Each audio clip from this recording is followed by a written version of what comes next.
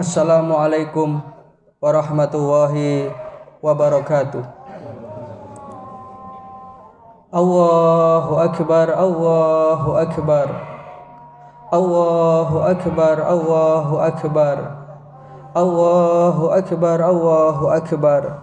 La ilaha illallah wallahu akbar, Allahu akbar, walillahil hamd. Alhamdulillahilladzi an'ama alaina bi ni'matil imani wal islam wa arsadana subulas salam. Asyhadu an la ilaha illallah wahdahu la syarikalah wa asyhadu anna Muhammadan abduhu wa rasuluh sayyidil arabi wal ajam. Allahumma shalli wa sallim wa barik ala nabiyyina Muhammadin wa ala alihi wa sahbihi wa man tabi'ahum bi ihsanin ila yaumil qiyamah. Amma ba'du fa ya ibadallah usikum wa iyaya nafsi bitaqwallah faqad faza man ittaqa. Wa qad qala Allahu tabaraka wa ta'ala fi kitabihil karim wa huwa asdaqul qailin. A'udzu billahi minasy syaithanir rajim. Ya ayyuhalladzina amanu taqullaha haqqa tuqatih wa la tamutunna illa wa antum muslimun. Wa qala aidan fi ayatil ukhra wa tazawwadu fa inna khaira zadit taqwa wattaqun ya ulil albab. Ma'asyiral muslimin, sidang jamaah salat Idul Adha rahimani wa rahimakumullah. Rasa syukur patutlah kita haturkan dan kita sanjungkan kehadirat Allah Subhanahu wa taala atas segala nikmat, baik itu nikmat lahiriah maupun nikmat batiniah yang tidak bisa kita hitung jumlahnya dan tidak bisa kita nilai harganya. Nikmat lahiriah misalnya kita diberikan nikmat kesehatan. Tadi pagi kita terbangun, tidak ada satupun alat medis yang menempel di dalam tubuh kita. Dan kita sedang berada di rumah kita sendiri, tidak sedang berada di rumah sakit, tidak sedang melakukan isolasi dan lain sebagainya. Maka ini adalah satu kesyukuran yang luar biasa.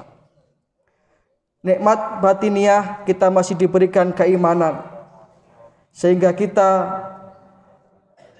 pada pagi hari ini berkumpul di tempat yang mulia ini dalam rangka mensyiarkan kalimat Allah. Wa may yu'azzim sya'airallahi fa innaha min taqwal qulub. Maka barang siapa yang mengagungkan syiar-syiar agama Allah ini, itu adalah merupakan ketakwaan. Dan ketakwaan inilah yang nanti akan menjadi penilaian Allah Subhanahu wa taala kepada hamba-hambanya. Semakin ia bertakwa, maka ia semakin mendapatkan keberuntungan. Yang kedua, salawat serta salam mudah-mudahan senantiasa terlimpah kepada junjungan kita baginda Rasulullah sallallahu alaihi wasallam. Ma'asyiral muslimin, sidang jamaah Id rahimakumullah. Sebagaimana kita maklumi bersama bahwasanya Idul Adha tahun ini kita masih berada dalam keprihatinan. Kita masih berada di dalam masa-masa yang sulit. Virus atau wabah corona ini masih belum berakhir. Antara yang percaya dengan tidak, tetapi nyatanya satu persatu teman kita, saudara kita, sahabat kita terima beritanya telah dipanggil ke hadirat Allah Subhanahu wa taala. Juga masih ada yang sekarang terbaring sakit. Maka kita doakan saudara-saudara kita yang telah dipanggil dan berpulang, mereka husnul khotimah. Dan yang sedang sakit, mereka segera diberikan kesembuhan.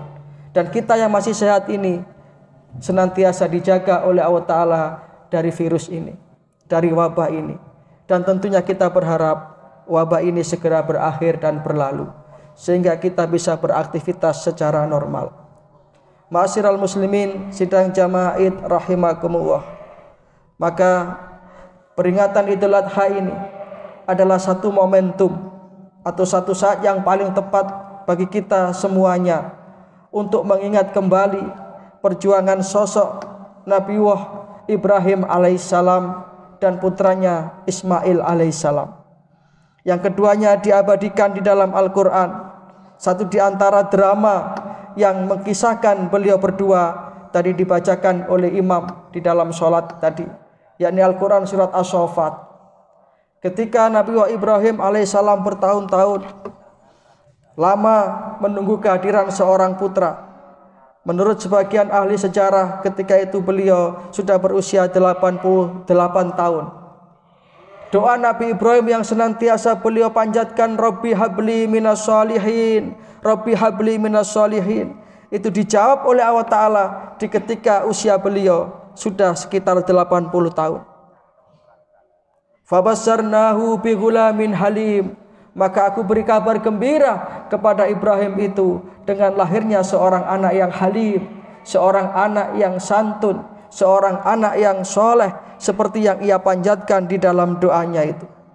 Maka bisa kita bayangkan ketika Nabi Ibrahim alaihissalam ini dikaruniai putra yang bernama Ismail ini, betapa bahagianya beliau, betapa senangnya beliau ketika itu di usia yang sudah sepuh, lama tidak mendapatkan seorang keturunan, kemudian dijawab doanya oleh Allah Ta'ala, tetapi ujian tidak berhenti sampai di situ.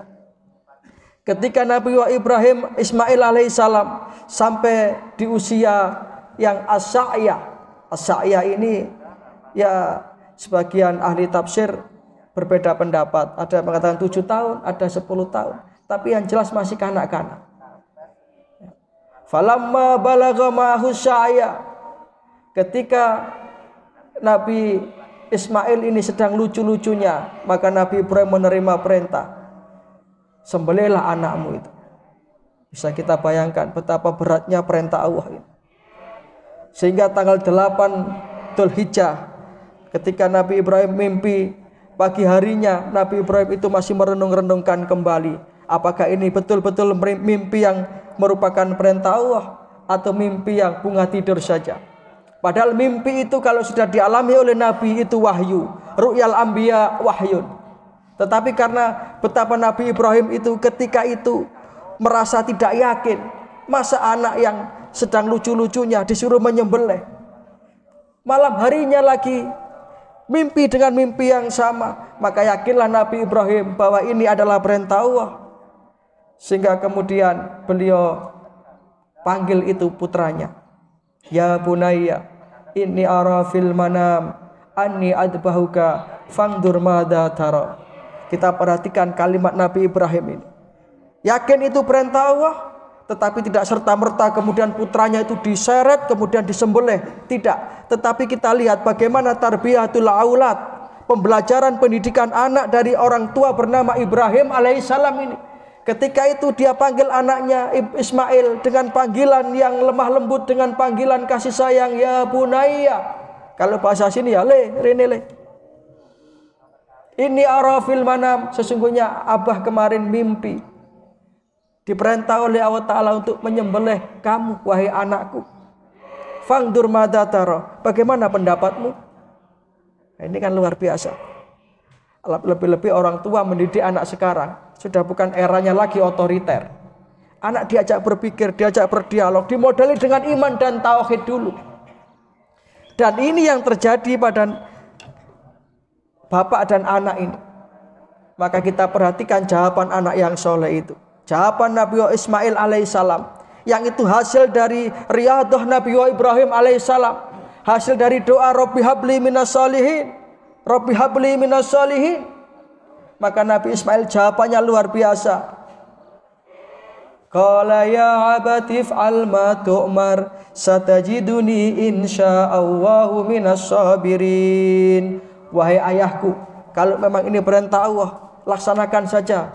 Aku rela, aku ridho, aku ikhlas. Satajiduni insyaallah minas sabirin, dan insyaallah nanti engkau akan menemui aku termasuk golongan orang-orang yang sabar. Luar biasa. Bapak dengan anak klop, sama-sama tauhidnya mantap. Maka ini pelajaran bagi kita, orang tua dan anak. Kalau kita ingin sebagai orang tua ingin punya anak yang soleh, maka doakanlah terus menerus anak itu. Didiklah anak itu dengan ajaran Islam. Ajari mereka mengenal Allah. Ajari mereka kewajiban utama yaitu sholat. Kalau sekarang kita mendidik anak hanya dengan mengandalkan logika kita, anak kita pinterkan ilmu-ilmu umum, oke silakan. Tapi bekali dulu, modali dulu, bentengi dulu dengan imannya itu.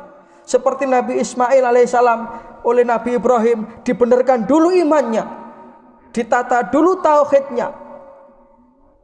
Maka jawabannya luar biasa. Kalau anak sekarang mungkin tidak seperti itu jawabannya. Ketika ada perintah menyembelih, bapak perintah beleh sampean mesti anak sekarang logikanya yang main. Sama nih Pak sing tuwek Pak. Kok pengen tak lapor Komnas HAM sampe. Tak lapor polisi sampe. Tapi lihat jawaban anak yang bernama Ismail ini, ya abatif alma tumar satajiduni insyaallahu minas sabirin. Wahai abah, wahai ayahanda, kalau memang ini perintah Allah, laksanakan ayahanda. Aku rela, aku ridho. Maka falamma aslama wa tallahu lil jabin wa nadainahu ayya Ibrahim qad saddaqta ru'ya. Wahai Ibrahim, kamu telah menunaikan perintahku itu wahai Ibrahim. Maka akhirnya Nabi Ismail diganti oleh Allah Ta'ala dengan seekor kambing.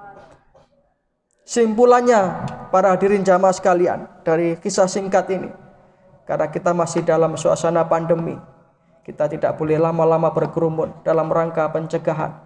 Kesimpulannya, marilah kita jadikan keluarga kita ini sebagaimana keluarga Nabi Ibrahim alaihissalam. Bapaknya soleh, ibunya solihah, anaknya anak-anak yang solihin. Karena apa? Didasari dengan tauhid. Maka keluarga yang seperti ini kelak akan dikumpulkan oleh Allah Ta'ala di dalam surganya. Di dalam Al-Quran surat At-Tur, insya Allah ayatnya 21, Allah Ta'ala berfirman bahwa orang tua yang soleh, yang kesolehannya diikuti dan ditindaklanjuti oleh anak cucunya, apa janji Allah? Aku akan kumpulkan mereka kelak di dalam surgaku. Jadi kalau kita ingin keluarga kita ini di dunia langgeng sampai nanti di akhirat, sakinahkan keluarga kita, soleh-solehahkan anak-anak kita, jadikan rumah tangga kita rumah tangga yang islami, maka kelak kita akan berkumpul di surganya Allah Subhanahu wa Ta'ala. Terakhir, pesan dalam mensikapi corona ini, marilah kita melakukan satu ikhtiar lahiriah, tetap dengan protokoler kesehatan, tetapi juga jangan lupa kita semakin mendekatkan diri kita kepada Allah Subhanahu wa Ta'ala. Kita tidak ekstrim dalam artian tidak percaya sama sekali, kemudian mengatakan bahwa ini adalah teori konspirasi dan lain sebagainya. Oh, nyatanya corona ini ada. Nyatanya rumah sakit sudah overload, tidak mampu menerima pasien. Atau juga tidak, sebaliknya kita terlalu takut yang berlebih-lebihan sehingga tidak berani keluar rumah dan kita tidak produktif. Maka sikap kita adalah pertengahan.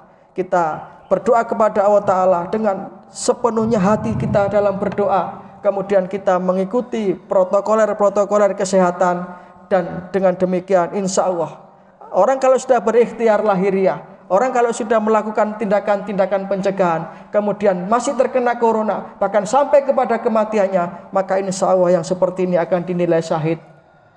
Tetapi kalau kita sembrono, kalau kita gegabah, bahkan ada unsur kesombongan, wah aku seger waras corona enggak ono. Hati-hati Bapak Ibu. Jadi sikap kita pertengahan. Ya, korban semakin banyak. Kita lindungi diri kita dan orang lain. Nabi berpesan la darara wala dirara. Karena kalau kita pakai masker, jaga jarak, secara teori kesehatan itu penularannya 0%. Tapi kalau kita kemudian berkerumun dan lain sebagainya, karena yang tidak kita ketahui itu kan yang OTG itu, yang tanpa gejala itu. Nah, ini yang perlu kita betul-betul berikhtiar dan berdoa, menggabungkan antara doa, kepasrahan kepada Allah Ta'ala dengan ikhtiar-ikhtiar lahiriah. Mudah-mudahan kita semua dilindungi oleh Allah Subhanahu wa Ta'ala. Dan mudah-mudahan pandemi ini segera berakhir sehingga bisa normal kembali. Ataupun kalau memang ini tetap seperti penyakit biasa, seperti penyakit flu itu nantinya. Flu itu dulu kan juga pernah jadi wabah. Tapi karena kemudian sudah ditemukan obatnya, orang sudah teredukasi dengan baik, maka ini tidak lagi menjadi sesuatu yang mencemaskan. Demikian khutbah yang singkat ini, mudah-mudahan bisa meningkatkan keimanan kita kepada Allah Subhanahu wa Ta'ala. Mudah-mudahan kita senantiasa mendapatkan taufik dan hidayah, amal ilmu rezeki yang barokah, Dan yang paling penting, kita memungkasi hidup kita di dunia ini dengan tetap membawa iman Islam husnul khatimah. Marilah kita tundukkan hati kita sejenak untuk berdoa. Di pagi hari yang penuh berkah ini, kita bermunajat kepada Allah Rabbul Alamin. Allahumma sholli ala Muhammad wa ala ali Muhammad kama shallaita ala Ibrahim wa ala ali Ibrahim. Wa barik ala Muhammad wa ala ali Muhammad kama barakta ala Ibrahim wa ala ali Ibrahim innaka Hamidum Majid. Allahumma ighfir lil muslimina wal muslimat wal mu'minina wal mu'minat al ahya'i minhum wal amwat innaka sami'un qaribun mujibud da'wat ya qadiyal hajat. Allahumma aslih man fi salahihi salahul muslimin. Allahumma ahlik man fi halakihi salahul muslimin. Allahumma a'izzal islam wal muslimin wansur man nasaraddin wahdul man khadalal muslimin. Allahumma aktub salamata alaina wa ala ibadillahi sholihin. Ya Allah ya Rahman ya Rahim. Wahai Allah Zat yang Maha Rahman dan Maha Rahim, kami semua yang hadir ini ya Allah, dengan segala kelemahan bermohon dan bermunajat kepadamu ya Rabb. Jikalau dalam perjalanan hidup kami ini lebih banyak lalai kami dari ingat kami, lebih banyak marah kami dari sabar kami, lebih banyak keluh kami dari syukur kami, lebih banyak maksiat kami dari taat kami, ampunilah kami ya Allah, ampuni kami ya Allah. Tunjukilah kami jalan-Mu yang lurus, yang apabila kami meniti jalan tersebut, sampailah kami kepada ridha-Mu. Ya Allah, ya Hanan, ya Manan, wahai Allah Zat yang Maha kasih dan Maha sayang kepada hamba-hambanya. Kiranya berikanlah kami semua perlindungan dari virus corona ini ya Allah. Dan segera virus ini pergi dari bangsa dan negara kami ya Allah.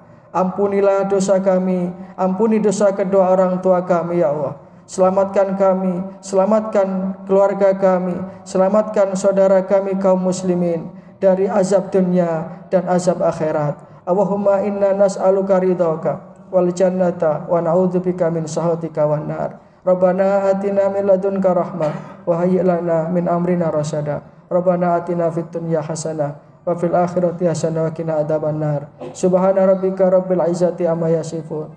Wassalamun alal mursalin wa akhiru da'wana anil hamdulillahi rabbil alamin. Terima kasih, mohon maaf. Nasrun minallah wa fathun qarib. Assalamualaikum warahmatullahi wabarakatuh.